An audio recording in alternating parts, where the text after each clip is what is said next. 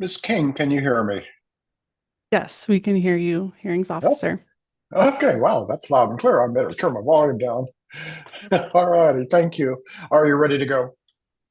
Yes, we are. Thank you. Okay. Good afternoon. We will now go on the record.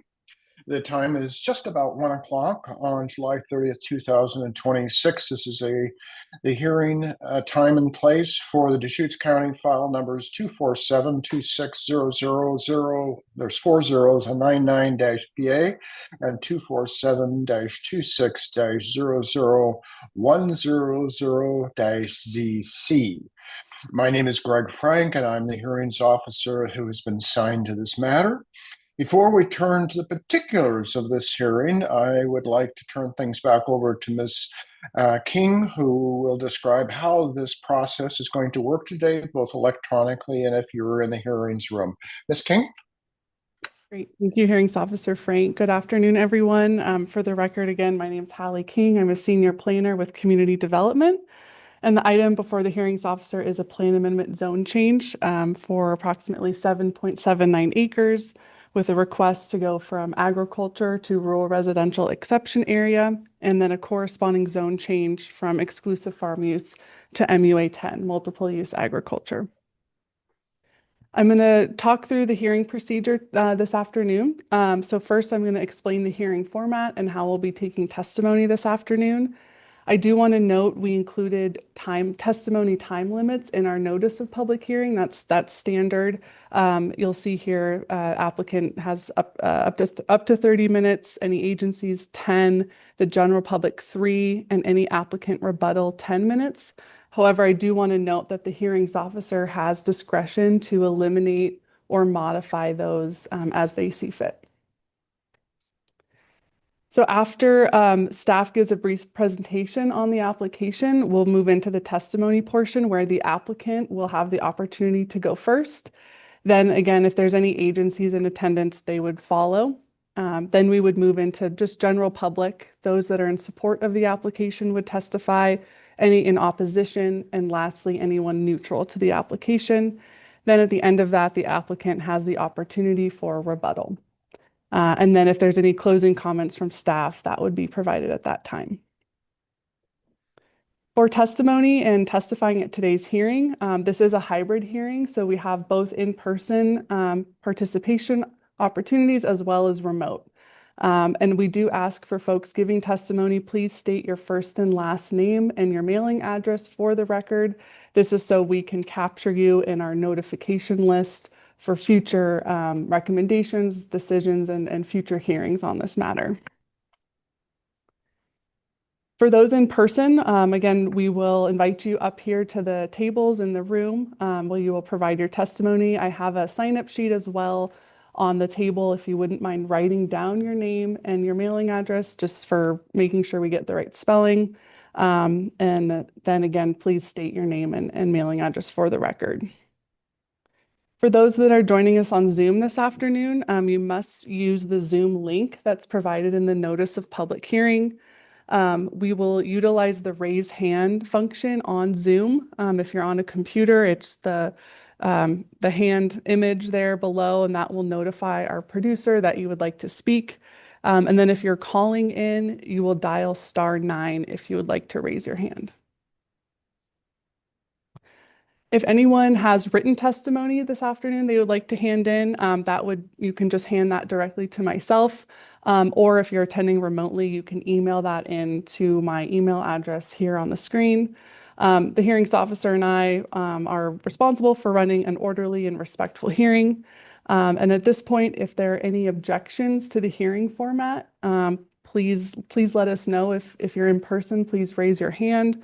And if you're on Zoom, please hit the raise hand button. So again, calling any objections to the hearing format. I'm not seeing any raised hands in person and none on Zoom. Okay. And with that, I'm going to turn it back over to Hearings Officer Frank for some additional public hearing information. Thank you, Ms. King. Before we get going any farther, I see there's no attendees on Zoom, at least when I looked at participants. Can you kind of give me a feel for who's in the hearing room? How Yeah, many? absolutely. Yes, we have two folks here representing the applicant and the property owner, and then four additional folks in the room that may want to provide testimony this afternoon. Super. Okay. Um, I'm going to stick with the county's recommended time limits, but if it moves along fairly briskly and it looks like somebody has a need to speak longer, then I'm going to certainly modify those. And so, if you need more time, just let me know, and I'll address that when you do that. So, as Ms. King described, we're following the normal hearing procedures in the county code, and I will provide sufficient opportunity for everyone to participate at an appropriate time. I'd ask for your patience as we make sure we get through each of the steps that she just outlined. The application being considered is through what's called a quasi-judicial process. I will consider only the factual evidence that it's in the record, and I will then apply those facts to any relevant provisions of the county's comprehensive plan and land use regulations. The standards and applicable criteria relevant to this hearing were identified in the public notice announcing the hearing, and they were also set forth in the staff report. The public notice and staff report are posted on the county website, and they were also available from the staff upon your request. It is important that you direct all testimony to the standards and applicable criteria. If you believe that a criteria applies that was not listed, you may address that unlisted criterion. However, I urge you to also explain why that criteria must apply, and to do so with such specificity so that the other participants may respond, and so that I can address that issue in my recommendation.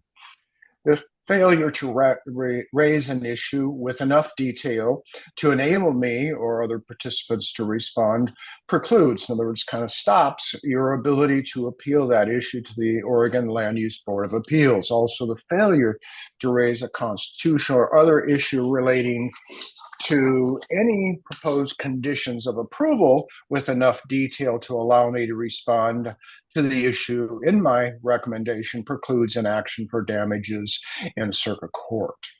As I just noted, I serve as a county land use hearings officer and have been assigned in this particular matter.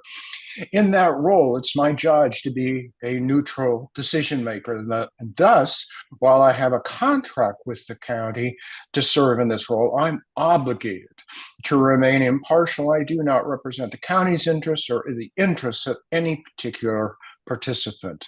To that end, I will state that for the record that I do not have any relationship with the applicant, don't know the applicant, and I'm not aware of any connections that I may have with other participants in this proceeding that would prevent me from remaining impartial. I have communicated with staff, but only to discuss particulars of today's hearing, and those particulars talk about scheduling, what records, what documents are in the record, but I don't talk about whether or not somebody should win or lose, and I don't talk about the substance of the application. I do not have any ex parte contacts to disclose. It's my obligation to preside over this hearing in an efficient manner. Before we begin and go any farther, I'm going to ask Ms. King to let me know, and I'm going to ask you to respond. Does anyone who is in the hearing room or otherwise have any objections that I continue to proceed to be the hearings officer in this case? So if you have any objections to me, let Ms. King know. Hearings Officer Frank, there are no raised hands in person, and I don't believe any on Zoom. All right, hearing none, then I will turn well, before I do that, I just want to let you know, and this particular subject matter of this particular case has been the subject matter of quite a few prior land use hearings that I've been involved with, but not only myself, but the other hearings officer as well as the county commission. So this is not a topic that is brand new to me. With that in mind, I want you to be aware of what I've kind of looked at before we get into this. I have reviewed the staff report in some detail. I've reviewed applicants' burden of proof as an overview. I have not studied it in detail, but I have certainly looked at it in an overview fashion. I also want you to be aware that based on the staff report, let me skip over that. I received an email notifying me from Ms. King yesterday that something new was in the record, and that's all she said. And I took a look at that. It happened to be a letter with attachments from attorney Liz Fancher. I want you to know that I have reviewed 3 of the 4 documents that are included in that package fairly carefully, and that includes the letter from Ms. Fancher, a request, a June 5th, 2026 letter from Central Oregon Land Watch to the Land Conservation Development Commission, and a good cause hearing, Deschutes County petition for enforcement. It looks like a staff report, but that's dated June 11th, 2026. I've reviewed those documents pretty carefully. There's also a very, I think it's a 110-page document from Oregon Land Watch, which is the petition. And I honestly did not look at that in great detail. I did a very quick, brief overview of that, but I haven't studied that in detail. Okay, so now you know that. I've also, based on I want you to be aware, hearings officers in Deschutes County are sent copies of decisions or recommendations from other hearings officers in Deschutes County. And recently, I think it was dated July 21st, 2026, another hearings officer for Deschutes County submitted a recommendation on a similar topic as we're discussing today. It deals with 68589 Highway 20, Sisters, Oregon. It was issued by Tommy Brooks, the other hearings officer, and I did actually review that fairly carefully, and it raised a point or raised a case that was also raised by Ms. King in her staff report, which was a relatively recent Central Oregon Land Watch versus Deschutes County and BCL LUBA decision. And I have actually reviewed that pretty carefully, and I'm familiar generally with what the Land Use Board of Appeals has held in that matter. So those are kind of the things that I have looked at.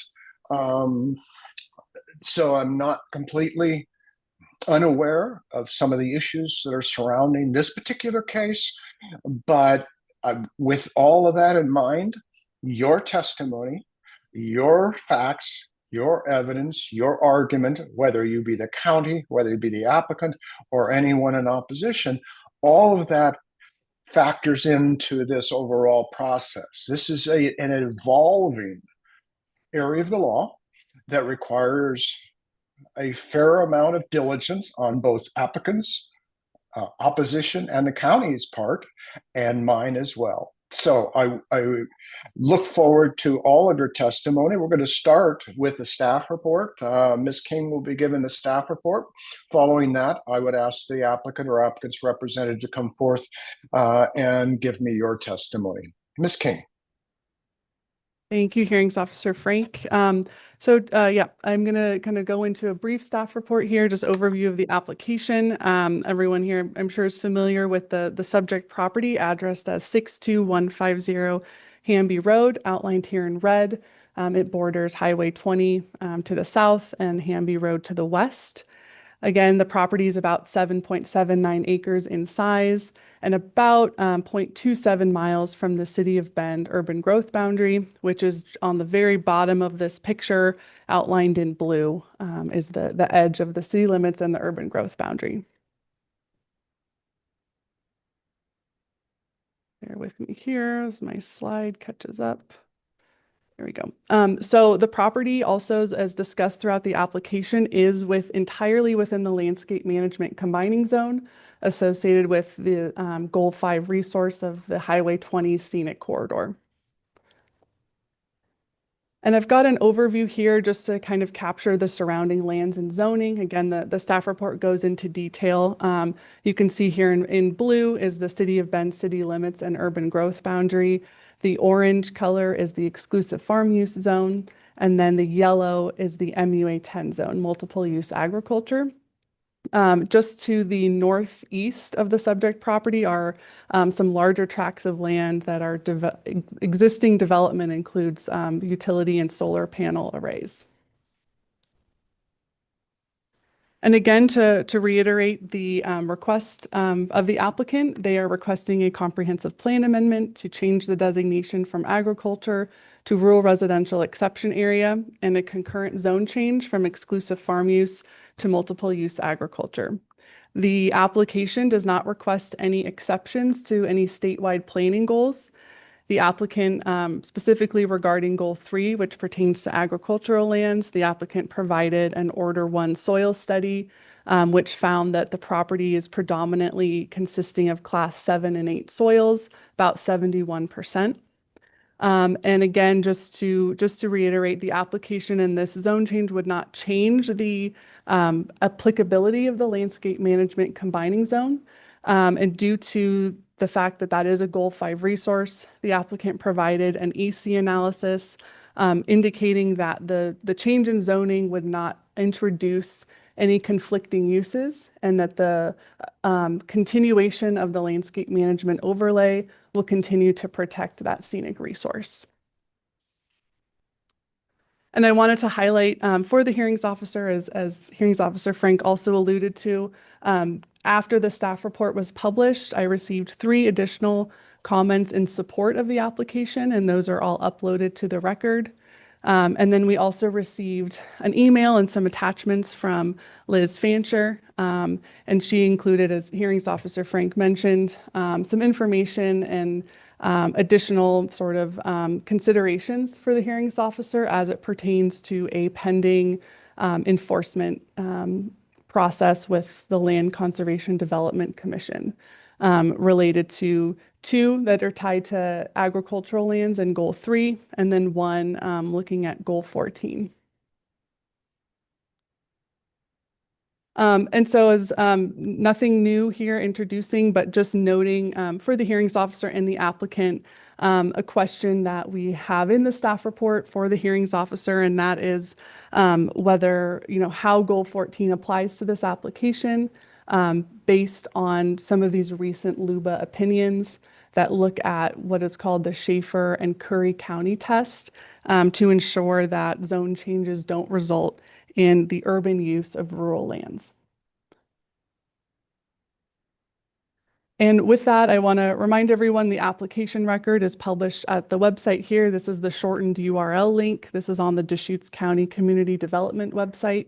We also have record materials available via Dial and Oregon e-permitting by searching the application file number.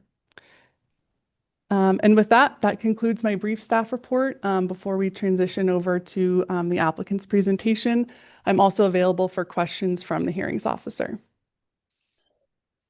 Thank you, Ms. King. I'm going to hold my questions until the end of the hearing.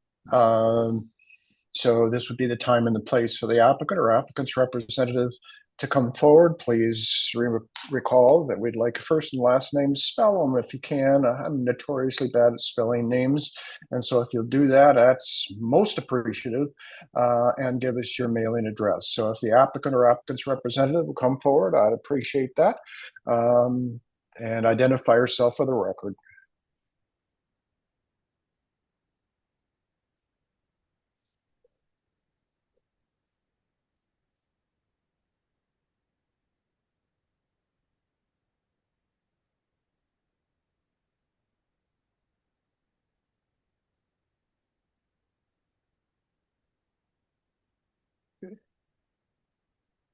So, so my name is Craig Gales, Craig Gales, and address is 62615 Erickson Road, Bend, Oregon, 97701.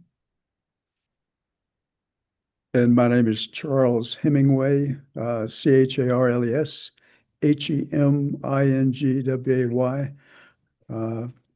And do you need my home address or? Yes, please. Yes, Okay. please.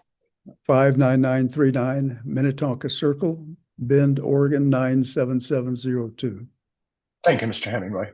Who's going to speak first? I'm going to speak first and speak to what we're seeking.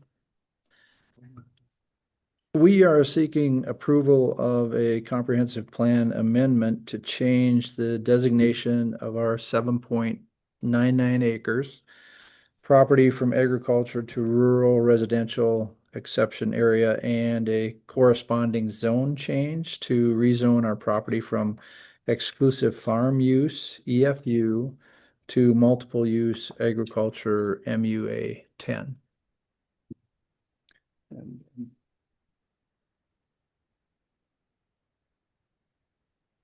So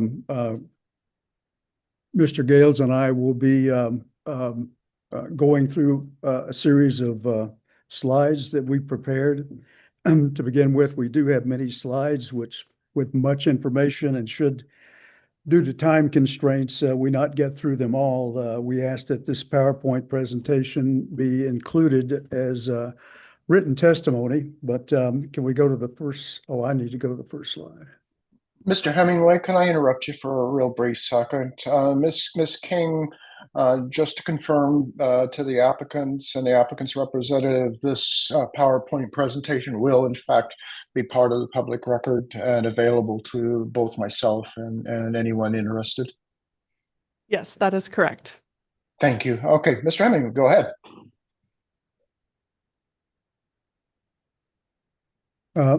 We want to put this application in context to begin with, and why we're seeking this change. In particular, we want to point to ORS 197.783 concerning local approval of emergency shelters and some highlighted language. In particular, a local government shall approve an application notwithstanding various provisions of state law or any statewide land use planning goal, rule of the Land Conservation and Development Commission, or local land use regulation and zoning ordinance if the emergency shelter is located in an area zoned for rural residential use. Mr. Hemingway, can I interrupt you just once more? And I apologize deeply for it, but it's you just told me that the application was for a plan amendment and zone change. The application, as I understand it, is not for an emergency shelter, and I'm not sure how this information about emergency shelters is relevant. Could you just put that in context for me, why this is relevant to the plan amendment and the zone change request? Let me go on to the next several slides, and that may Okay. Okay, go ahead, sir. So why we are seeking this change? We wish to use the land to create an emergency shelter, which requires the property to be rezoned rural residential. The property is currently zoned EFU. DCC Chapter 18.16, exclusive farm use is not considered rural residential. Only 2 county zones qualify as rural residential. Rural residential RR10 and multiple use agriculture MUA.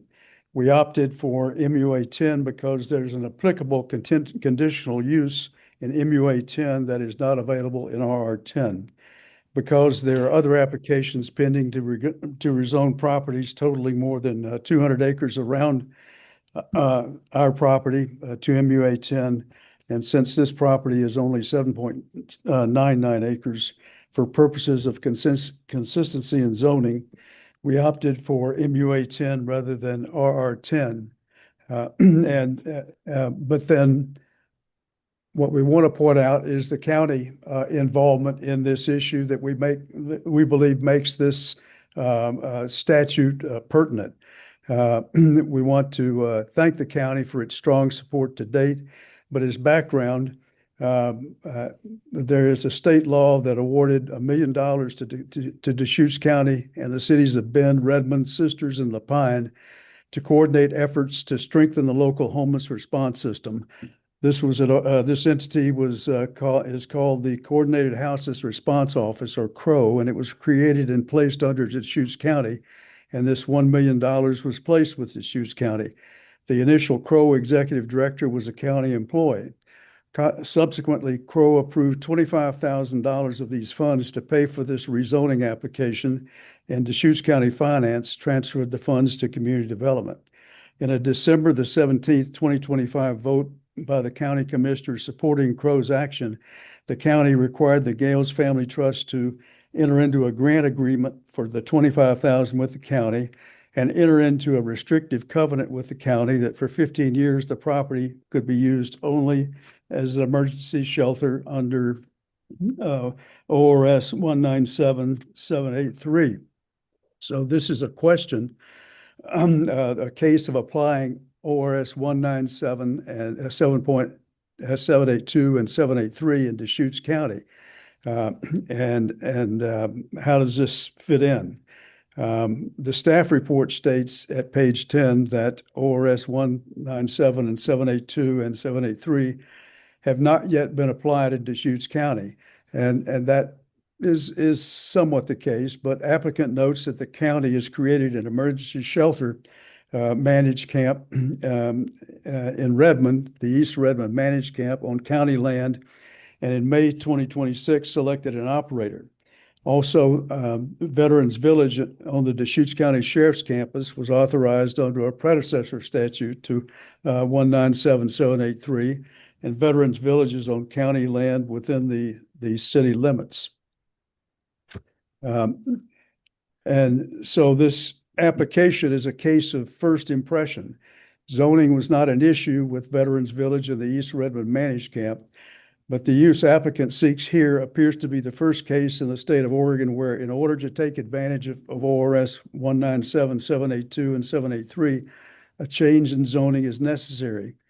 Applicant is also dealing with a circumstance where county staff acknowledges that applicant's property was wrongly zoned EFU. And we note the staff report, page 16, where staff generally agrees with the applicant and finds that there's been a change in circumstances since the property was last zoned, and a mistake was made in zoning of the property in question. So we're in kind of a quandary where had the property not been originally rezoned incorrectly, we might not have been dealing with this question at all concerning the applicability of Section 783. But be that as it may, with regard to the current status of the applicant's land and this application, applicant agrees with the county staff that notwithstanding the foregoing that I've discussed concerning 783, it's staff's opinion that this application must be evaluated on its own merits and independent of future goals and uses. And I think that's probably what you were getting to, Hearing Officer Frank. But applicant believes that on its own merits, rezoning the subject property from EFU to MUA is warranted. An applicant believes that the application and supplemental information the applicant has provided, much of which is referenced in the staff report, establishes by substantial evidence that MUA is the correct zoning. Staff has provided us with a staff report which we think agrees mostly with our efforts, but has some additional questions that they'd like you as the hearing officer to address. The applicant has identified 11 instances in the staff report in which staff requests that the hearing officer make findings, and so we'll take each of those slides in turn. The first question that comes up concerns a restrictive covenant that was mentioned in the staff report at page 10. We'd like to point out that where the restrictive covenant referred to is listed in the staff report as a private agreement between Crow and the Gales Family Trust, and that it was not relevant. We believe it is, and like to point out that Crow was not a party. The grant agreement for the $25,000 to pay the cost of the rezoning application is actually between Deschutes County directly and the Gales Family Trust. And the restrictive covenant is that it is entered into between the county and the Gales Family Trust, and it has been signed by the county administrator. So these are a little bit hard to read, but the fourth paragraph down under recommended motion requires the terms of the or a list of requirements for the terms of the restrictive covenant. And you'll note that this is an official county action from December the 17th, 2025. And then the next page over is the grant agreement. And under paragraph 2, which is hard to read, but the last sentence or so says that as in return for the grant, the county requires a restrictive covenant. So the importance of the restrictive covenant and the grant agreement on applicant's case here is that the restrictive covenant requires that the only use authorized by the county is for use as an emergency shelter per ORS 197782 and 783. An applicant has identified only one applicable use under MUA 10 that satisfies this requirement. Accordingly, we're asking you as the hearing officer, as the county requested also, that the restrictive covenant be officially recognized as a public agreement between the county and the applicant, not Crow, and that the restrictive covenant is relevant to the subject application. So now we'll go on to some of those other questions that were raised in the staff report. We've just given you here the purpose statement from the MUA zone and ordinance, but we want to go on and talk about that we believe the applicant has demonstrated the change in classification is consistent with the purpose and intent of the proposed zone classification, the question that was asked in the staff report at page 12. We note that applicant's application at page 8 and 9 addressed this question, but applicant further reveres that the entirety of the materials in the administrative record from the application, the exhibits, the supplemental information, et cetera, demonstrate cumulatively by substantial evidence that the change in classification is consistent with the purpose and intent of the proposed zone classification, to wit, that we are preserving the rural character of the impact area of the Goal 5 resource that is the scenic corridor between Bend and Milliken, that the potential development the applicant proposes is consistent with the character and capacity of natural resources in the area, that conserving open spaces and protecting natural and resource areas is done, and that maintaining and improving the quality of the air, water, and land resources of the county is applicable to what the applicant is seeking to do, and that it provides for an orderly and efficient transition from rural to urban rural to urban land use. The next question that the county asks is, will the zoning presently serve the public health, safety, and welfare, considering the following: the availability and efficiency of providing the necessary public services and facilities. Applicant's application at page 9 and 10 addressed this question, but applicant averrs that prior to development of the subject property, the applicant will comply with applicable requirements of the Deschutes County Code, including but not limited to potential land use, building, and wastewater disposal permits. Staff noted that regarding adequate public services and facilities, specifically electricity and water, that the applicant did not provide will-serve letters for these service providers.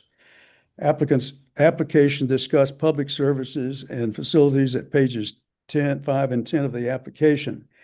And applicant would refer you specifically to the hearing officer to paragraph J at page 5. Applicant has had informal conversations with these service providers. Applicant was not of the understanding that at this point in the process it was necessary to provide will-serve letters, but that as part of the development process, should rezoning be granted, applicant would provide will-serve letters at that time. Should the hearings officer determine in making specific findings on this criterion that will-serve letters are critical at this juncture, applicant requests that the record be held open so that will-serve letters will be provided, or in the alternative that the hearings officer require that as part of the de novo hearing before the county commission, that will-serve letters be provided at that point.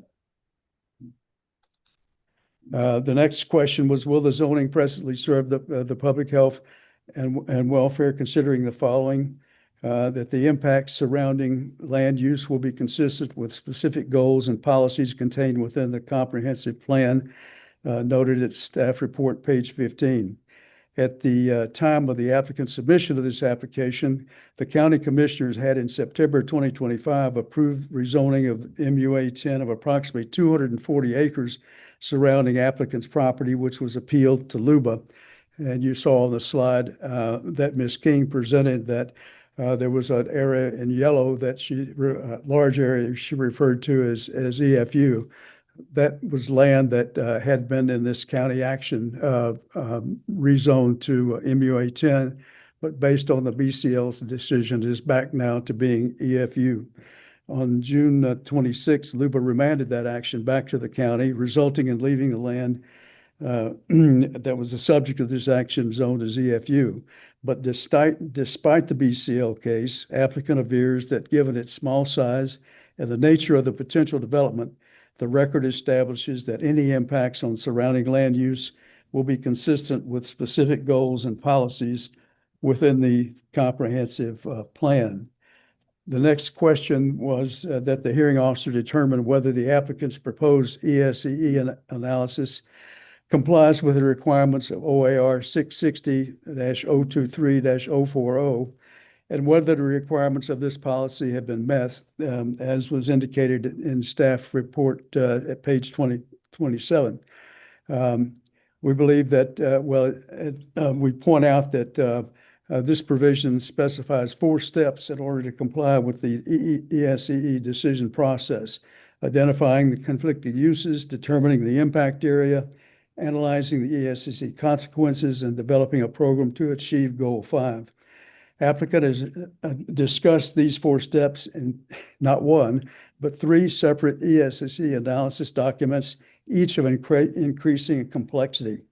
An initial ESEE analysis that focused on only one MUA 10 conflicting use, because that conflicting use is the one that applicant believes will satisfy the requirements that the county has imposed on the applicant based on ORS 197, 782, and 783.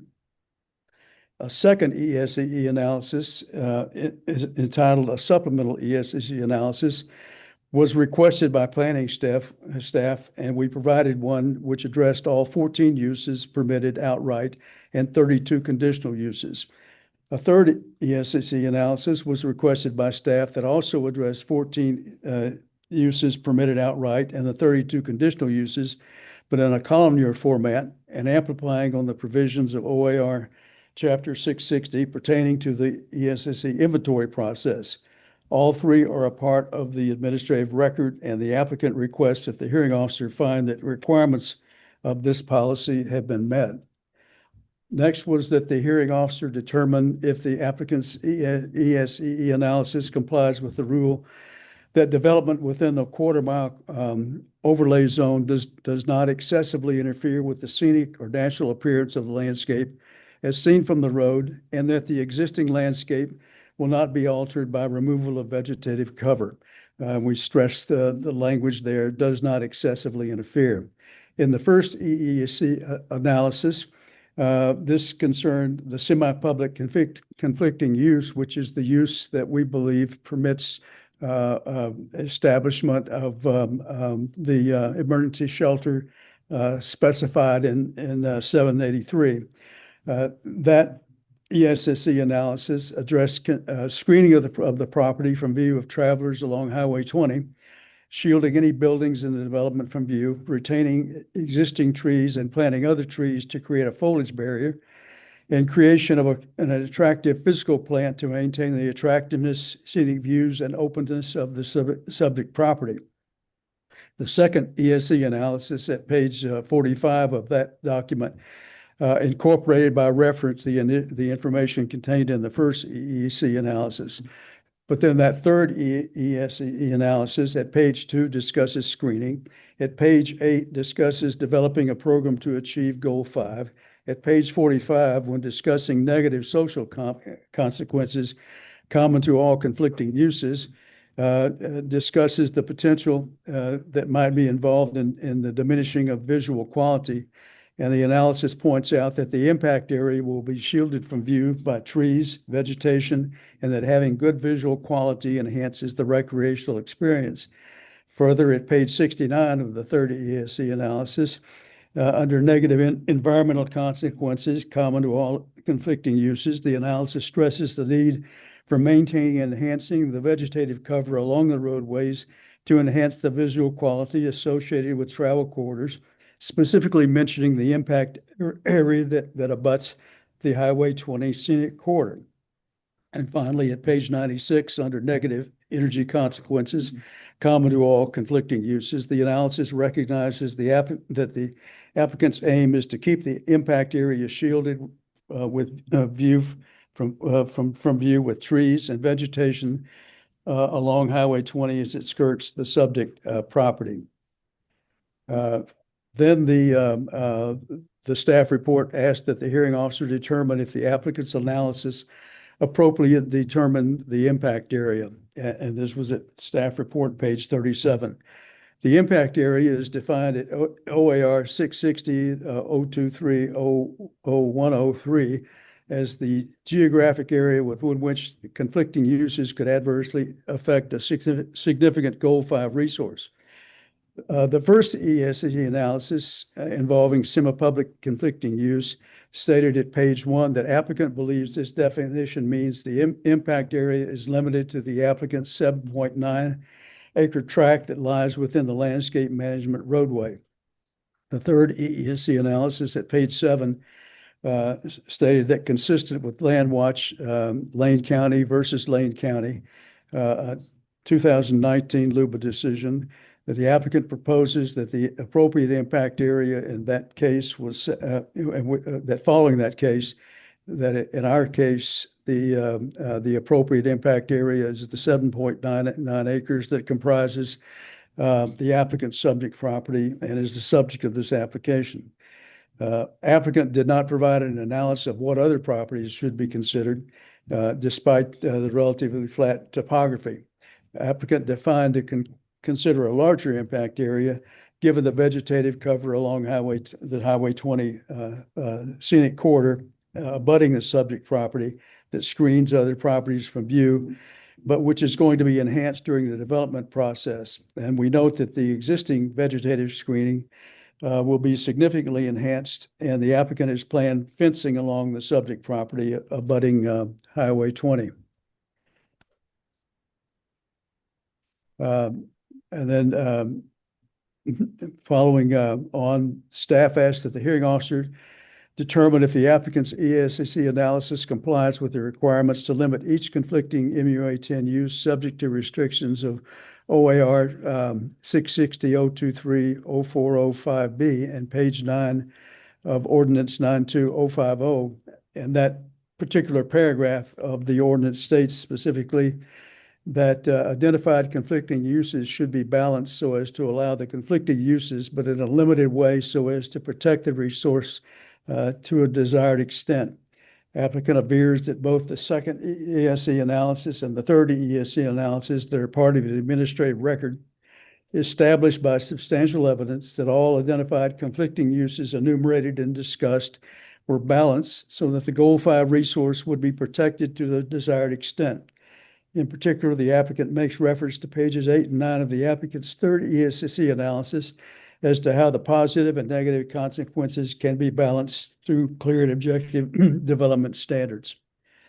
And next, the staff asked the hearing officer to determine if applicant's ESC analysis complies with the rule in OAR 660-023-0501 that for each resource site, local governments shall adopt comprehensive plan provisions and land use regulations to implement decisions made pursuant to OAR 660-023-040-5.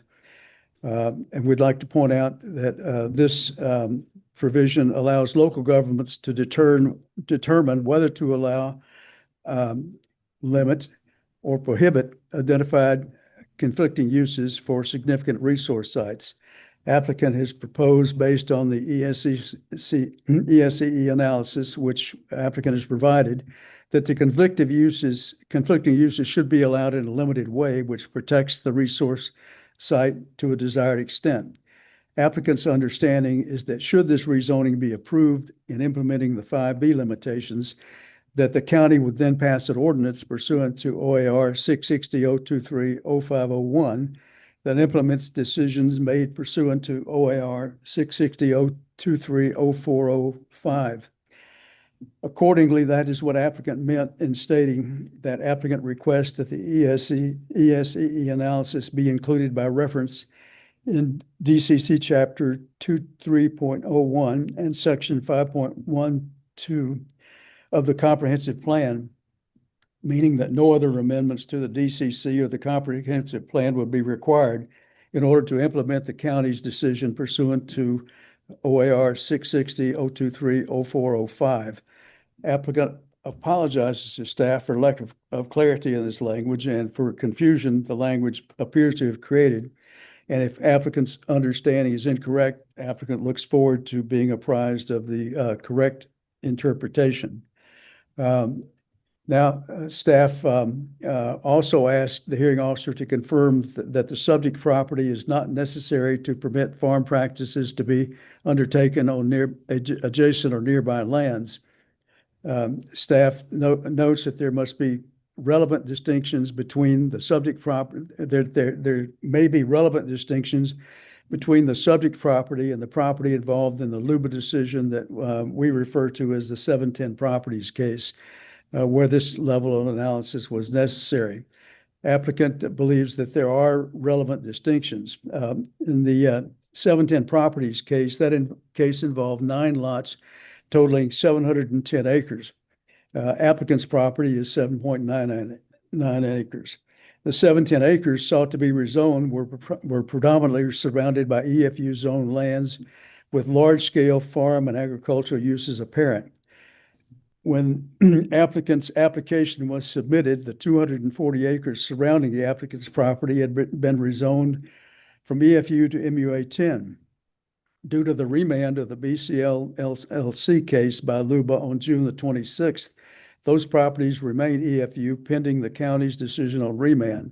However, the approximately 240 acres of EFU land surrounding applicants' 7.99 acres have no large-scale farm agriculture uses apparent, which were the case in the 710 acres case, and we believe that's a highly relevant distinction.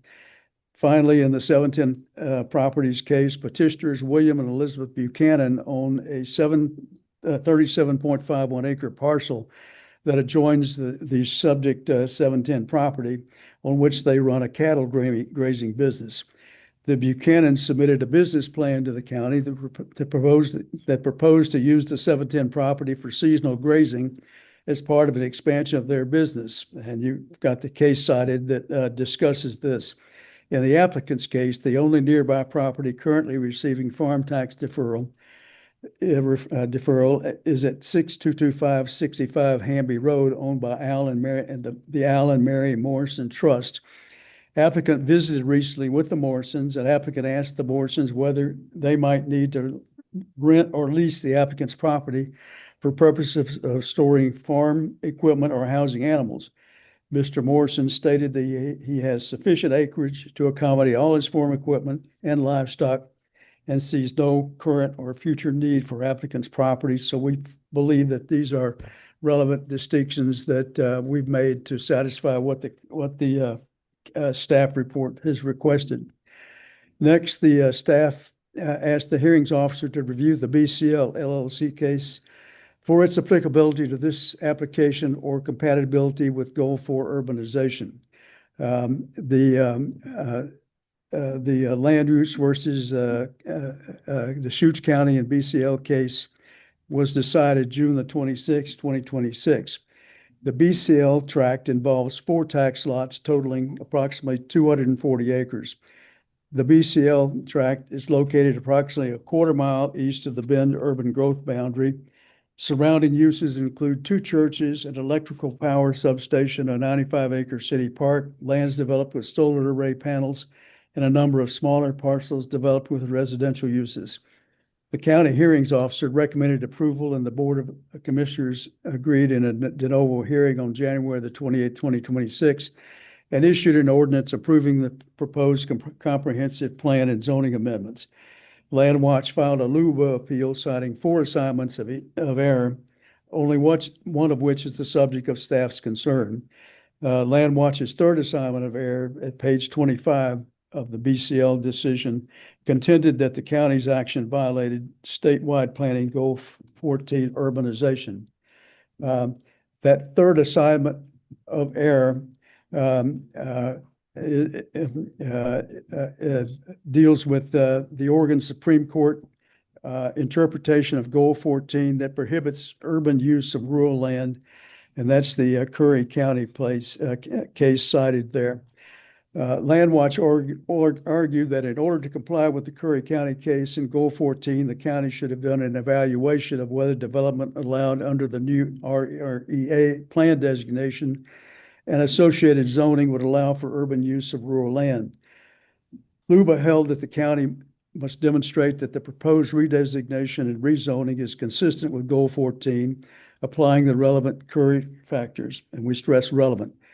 LUBA determined that the 2 relevant Curry factors at issue were the density factor and proximity to the UGB. And so what did LUBA say about these 2 factors?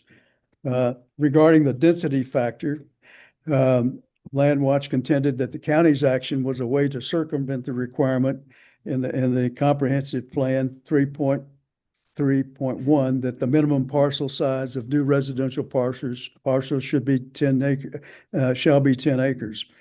The county concluded that the property would be developed as a cluster development, which would allow a 2-acre minimum lot area, or a planned unit development, which did not specify minimum lot sizes so long as the planned unit development was 40 acres with 65% open space.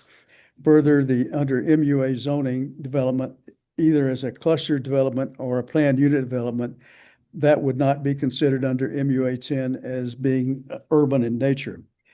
LUBA agreed with Land Watch that remand was necessary for the county to conduct more adequate findings that would evaluate the actual or individual lot sizes allowed under the DCC. But insofar as, yes,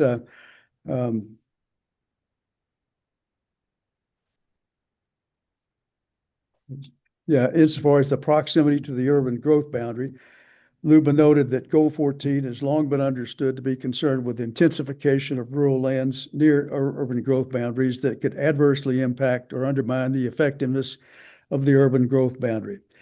Land Watch noted that the subject property is a quarter of a mile from the Bend urban growth boundary and argued that residents seeking proximity to urban amenities would be drawn to the subject property because of its proximity to the urban growth boundary, undermining the effectiveness of it.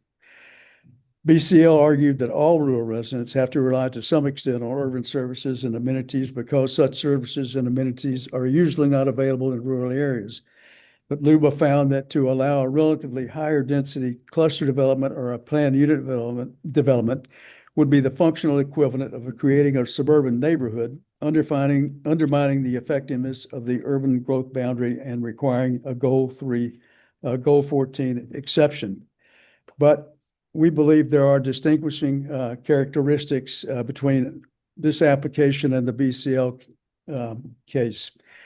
First, applicant believes that Goal 14 is not implicated and that none of the conflicting uses applicant has identified involve an urban use of rural land or would result in urbanization. But the key distinguishing characteristic involving both the density factor and proximity to the urban growth factor is the term residential. The argument with density concerned DCCP 3.1 and the minimum parcel size of 10 acres versus the minimum lot sizes that would be involved in the BCO property that would be developed as cluster developments or planned unit developments, residential uses. The discussion with proximity to the urban growth boundary involved rural residents, cluster development, planned unit developments, and the potential creation of the functional equivalent of a suburban neighborhood. Residential. Applicant is envisioning no residential development, and the most applicable conflicting use applicant is found to satisfy the requirements of a county directive restrictive covenant is semi-public use. And we'd also point out that there is the matter of scale. 740 acres versus applicant's 7.99 acres. We also believe that ORS 197.783 is relevant. And again, with regard to the impact of Section 783, I would point out that the highlighted language, notwithstanding any statewide land use planning goal, rule of the Land Conservation and Development Commission, or local land use regulation, zoning ordinance, or comprehensive plan, if the emergency shelter is located in an area zone for rural residential use, then we believe that ORS 197.783 is relevant. Applicant believes that Goal 14 is not implicated based on applicant's preceding analysis of the BCL case. And if this application is approved, applicant is required by the restrictive covenant to use it solely as an emergency shelter under ORS 197.783. ORS 197.783 allows this use notwithstanding Goal 14 or a comprehensive plan. And so we've covered the material we believe was addressed for questions asked in the staff report, and that would concludes these slides. And now I'll turn it over to Mr. Gales. Thank you, sir. Thanks. Like Chuck had mentioned earlier, as far as our lawyer and the county is already doing what we're thinking about, what we'd like to do. And our whole goal here is to work with the county as a private sector and try and figure out how we can work together with local, county, and state and city, which we've been in front of all with our land. And we're just really trying to look at is there another solution, another way to move forward to help out this emergency shelter and whatnot. I've been fortunate. I've been able to work with the homeless or people in need, however you want to say that, for the last 3.5 years. And it is a real concern, and it's a real problem in not just Central Oregon, but throughout the nation, throughout the world. And that's our whole goal here, is to be able to establish from the private sector, working through, like I said, the county, city, state, to hopefully go to that next step and be able to work together and establish what we're looking to do here. Thank you, sir. Anything further, Mr. Hemingway or Mr. Gales? Nothing further, sir. Okay, I'm going to perhaps have you come back up later after all the testimony, prior to having final comments from the applicant or from the staff. But at this point in time, I'd like to hear the rest of the testimony. Kind of like I said to the staff, I'd like to hear all the testimony before I get into what I think might be appropriate questions, if I have any at all. So thank you so much for your testimony. Is there anyone here who wishes to testify in support of the application? And if so, you're going to come on up, you're going to give us your first and last name, and you give us your mailing address, please. I'm Lynn Wyman, Lynn Wyman. I live at 20398 Penn Hollow Lane in Bend. I support allowing this zone change. When I first heard of Craig's plans, I looked up the history of the property and saw that it seems to have never been irrigated or farmed, and as I'm sure you know, and from his soil tests, it appears to not be valuable for farm use. And I think that the restrictive covenant prevents it from being urbanized. And I think that with Craig's intended use of the land, it has net positive impact on Deschutes County by reducing the illegal camping in other areas and providing a safe, clean environment. Thank you. Thank you so much. I appreciate your testimony. Anyone else wishing to testify in support of the application who is in favor of this application? I don't see anybody jumping up. Is there anybody who is neutral? Never had anybody get up when I asked that. All right. All right. This is the time and place for anyone in opposition. Is there anyone here who would like to testify in opposition? Hearings Officer Frank, we're not seeing any raised hands on Zoom either. Okay. Then what I'd like to do is perhaps in Ms. King, if you object, please say so. My biggest focus right now, because it seems to be kind of a linchpin of the application and the testimony, relates to the relevancy of the emergency shelter conditional use of the property. And I asked that question right up front of Mr. Hemingway, as how does that relate? I think it was 197 to 783 is his particular focus. My understanding is there is absolutely no application for conditional use. I'm not even sure that you can enlighten me on this because you know better. Can a person file an application for a comp plan change, zone change, and a conditional use in this as concurrent applications? And Hearings Officer Frank, that was a question for staff or the applicant? No, it's a question for staff. I kind of like to get staff's position on this before I get to going back to the applicant. Yeah. So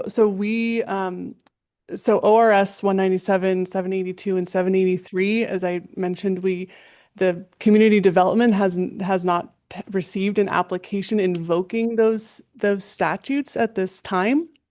And so it's not clear exactly how an application under that statute would be processed. We don't have an example of that coming forth before the county. So yeah, again, we don't have an application that's not part of the review of this zone change. So at this point, it is unclear to staff how someone invoking that statute, how that would exactly be processed. But certainly, if it came before us, we would, coordination with legal counsel, need to establish how that would go based on the language in the statute. Okay, the other question I have, it's not totally out of left field, but it's bothered me over the last couple applications that we've been dealing with.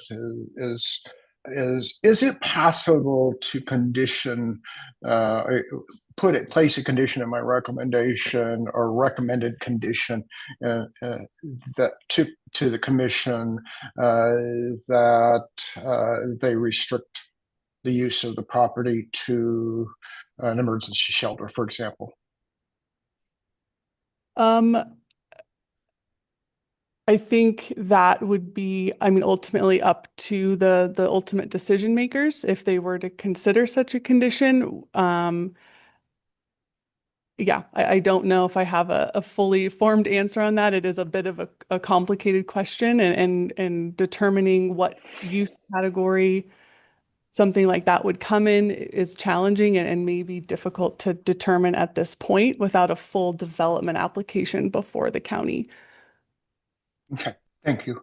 All right, I'm going to come back to you and let you have your final comments in just a few minutes. Mr. Hemingway, I'm gonna turn it back to you.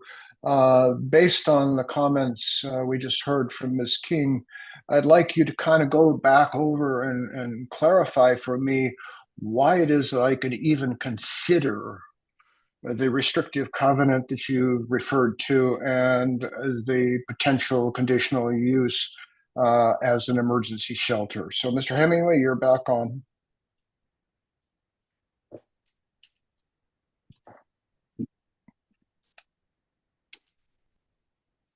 Thank you, Hearing Officer Frank. I guess first I'd say that setting aside the applicability of 783, we believe that we have established by substantial evidence that notwithstanding 783 or the restrictive covenant, that this land qualifies to be rezoned from EFU to MUA 10. But having said that, I understand that, and that was not my implication in the question.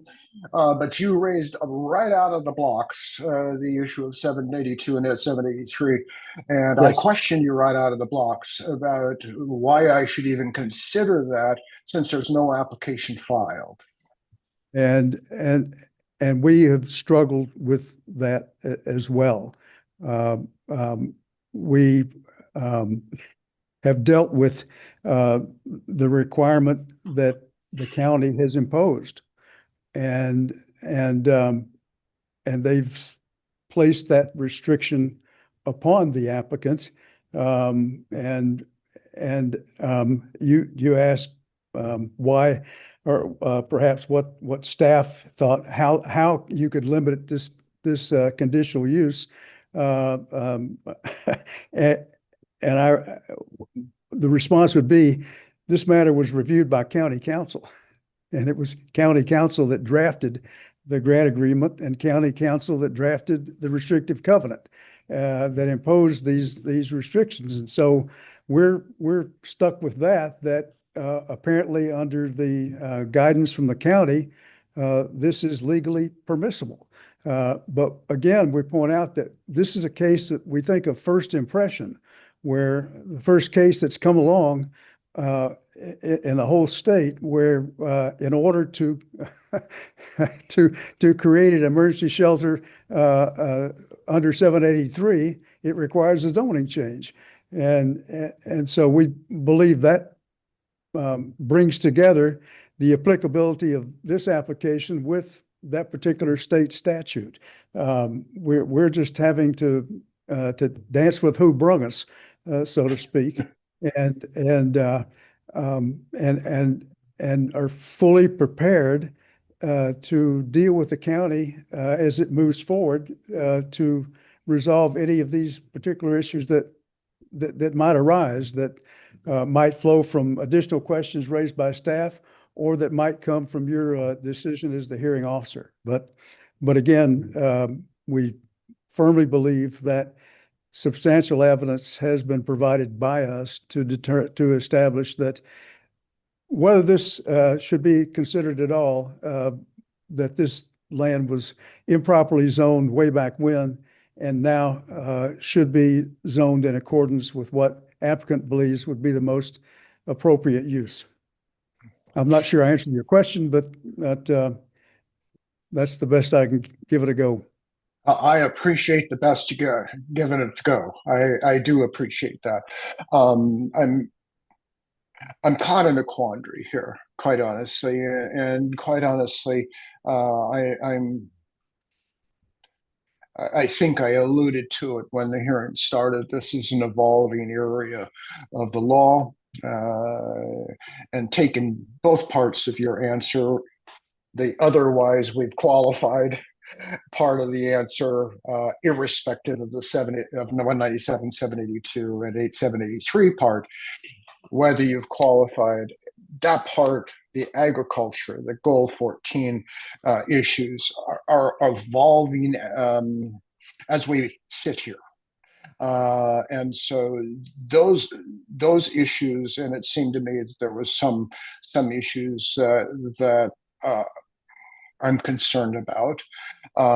And I think if you had an opportunity to read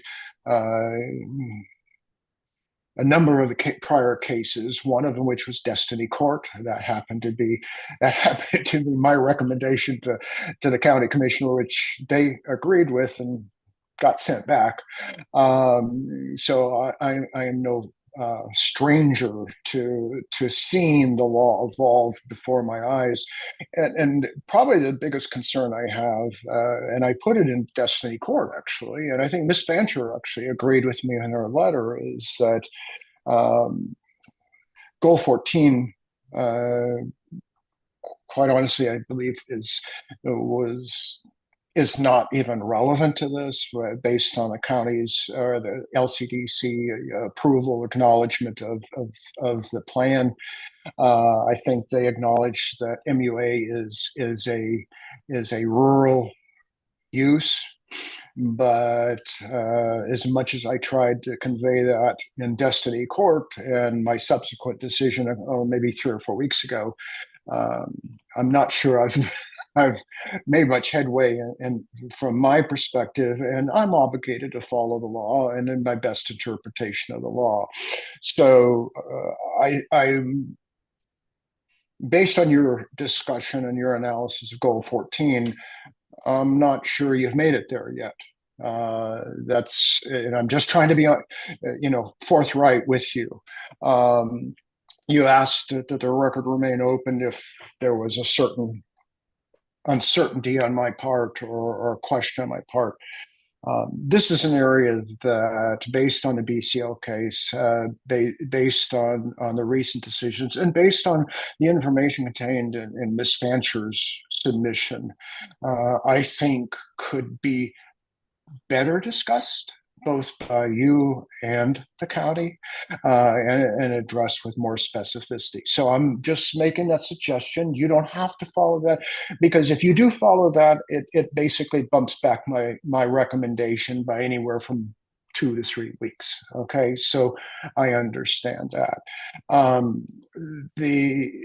There was an additional point which is escaping my mind right now, but I am concerned that, based on the recent land use decisions, even with the restrictive covenant,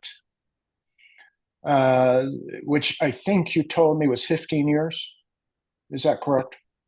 Okay. That's what correct. happens after the 15 years? Okay. It reverts reverts back. any use that might be applicable under MUA 10. And that's my concern. Okay. Do you understand where I'm coming from with that comment? Is that, yes, I believe you that if in fact I consider the restrictive covenant, we've put a restriction on non-residential or just residential uses for a period of 15 years. If you define residential uses as houses and lots and subdivisions or partitions or whatever it happens to be. But I'm also concerned that perhaps after the 15 years, then all of a sudden I've made a recommendation that allows those other uses. Quite honestly, I'm not particularly fond of Luba's argument that cluster developments and PUDs lower the density or increase the intensity of use to urban uses. I dealt with that in Destiny Court, and my comment was, and I still believe it's actually true, but I'm somewhat constrained by Luba, is that what you apply for is what we decide. Okay. And so I think that cuts both ways for you. What you applied for was the comp plan change and zone change. not a conditional use. So I think when you go back to my Destiny Court decision, you're stuck with those two applications, and that's what I decide. And I don't decide it in the context of what might happen with a conditional use application. And I believe that also applies to my analysis when I was looking at Destiny Court. Is I agreed with at that point with the applicant that they had not applied for a cluster development. I agreed with the applicant that they had not applied for a PUD, and that if in fact an application for a conditional use or a PUD or a cluster development came in, those would be decided. And I think it's clear that a decision by the county in those cases, the cluster development PUD, would have to deny those. Okay, would have to deny those if there were less than 10 acres. Right.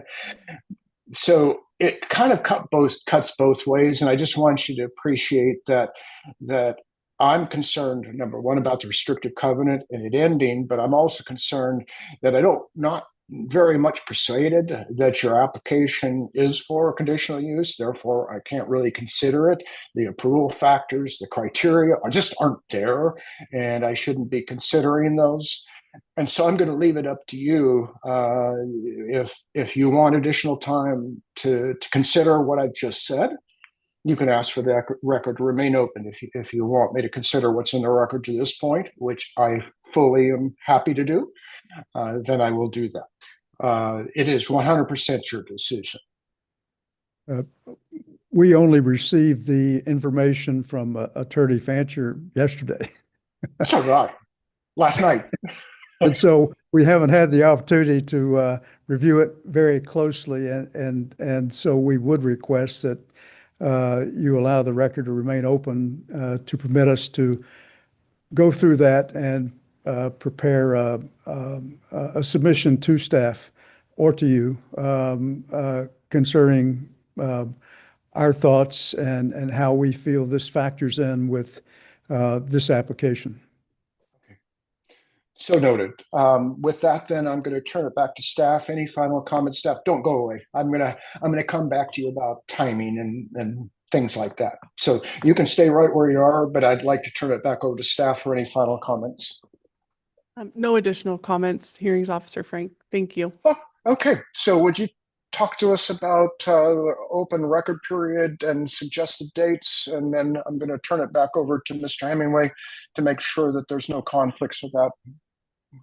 Absolutely. So our the county procedures ordinance requires a minimum of a 14-day open record period consisting of 7 days for new evidence and testimony and 7 days of rebuttal. Those are minimums, though, those 2 7-day periods. So I would defer back to the applicant and the hearings officer if you would like to request longer for either of those periods. That you could do 14 and 7, 21 and 7. It's really how much time the applicant would like, and provided the hearings officer is in agreement. Thank you, Ms. King. Mr. Hemingway, floor is yours. Regarding my own personal schedule, I have some vacation time coming up. No, that's not more applicable. But you can't do that. I have to check with Mr. Gales about his schedule. 21 days would be better than the 14 days. Okay, here's what we normally do with that. Then, and we have a 7-day open record period for new evidence. We have a 7-day open record period for rebuttal evidence, and I'll talk about that in a sec. But it's rebuttal evidence. You can bring in evidence, but it's only in response to what got submitted during that first 7 days. And then the final 7 days is the applicant's final argument. Only you get that. Okay, so anyone can provide evidence during the first 7 days. Anyone can provide evidence in rebuttal of what happens that first 7 days, but only you can provide the final argument. And I've been doing this for an awful long time, and what I often say to folks is, yes, I appreciate your oral testimony, but what I see in writing, I tend to read 2 or 3 or 4 times. And so I find what's submitted by you, in other words, the PowerPoint today, to be incredibly helpful. Okay, appreciate that. I find the staff report to be incredibly helpful. And I find the written evidence or rebuttal evidence or your final argument also to be really important. And I promise to always read it once. Always read it once. I can't promise you that I'll read it the full 4 times, but I will promise you that I will read it once. So is the 777 acceptable to you? Yes, sure. Okay. And is the 777 acceptable to staff? Yes, that's fine for staff. Hearings Officer Frank, I do just want to clarify, and apologies if I didn't explain it correctly, but so yeah, the new evidence and testimony, you would have 7 days for that from today.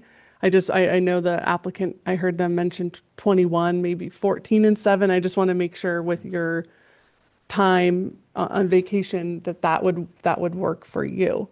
Let's double check with Mr. Hemingway then. Mr. Hemingway, does that make sense to you? I'm leaving tomorrow for, Would you we'll like be to gone have, for the better part of next week. So that would you cuts like to into have, that. would you like to have 14, 7, and 7? Yes, yes, yes, Hearing Officer. Okay, cool.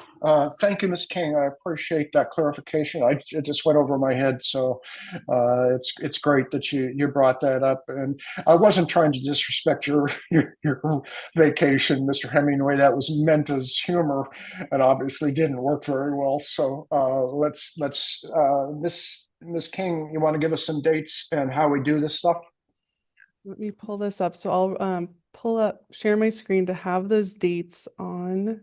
Bear with me here.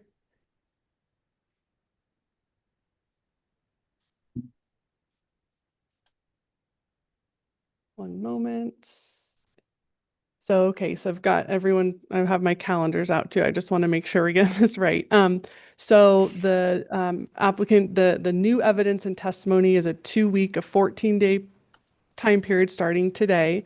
That would take you to Thursday. The deadline would be Thursday, August 13th at 4 p.m.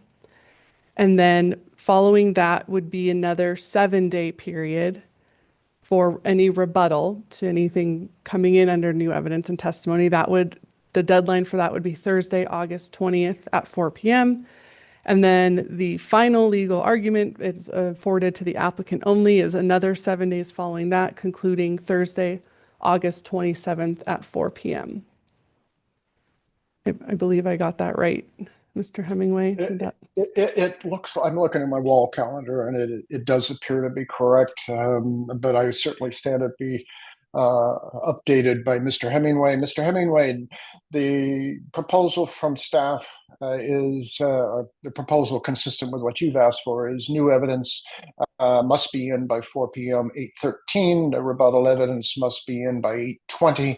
The final argument by 8:27. Does that make sense to you? Mhm. Yes, sir, it does. Okay, Miss King, you want to talk about how we get that stuff in?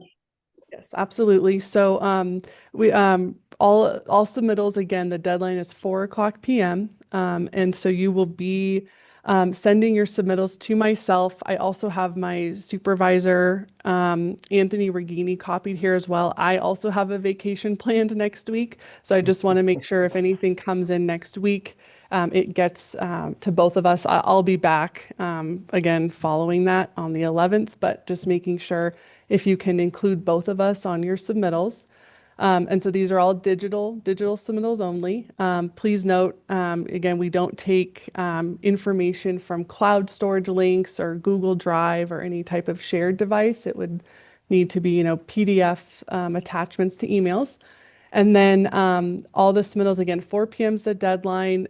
Just to note, if you are sending a large email, try to get it sent a bit before 4 p.m. just to make sure we receive it, especially if it takes some time over email.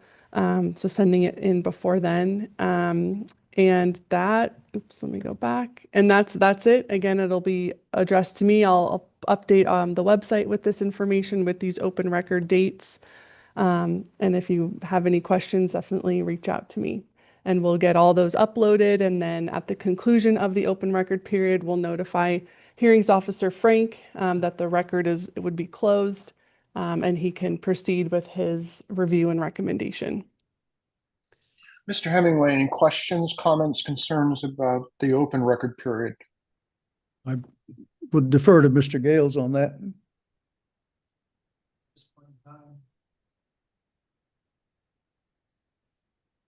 I'm sorry.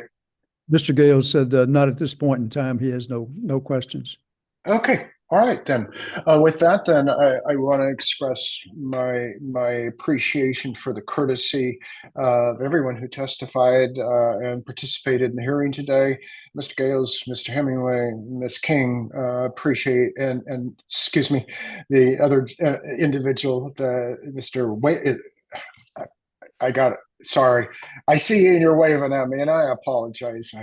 I can remember a lot of stuff, but I forgot that, and that's disrespectful, so I apologize.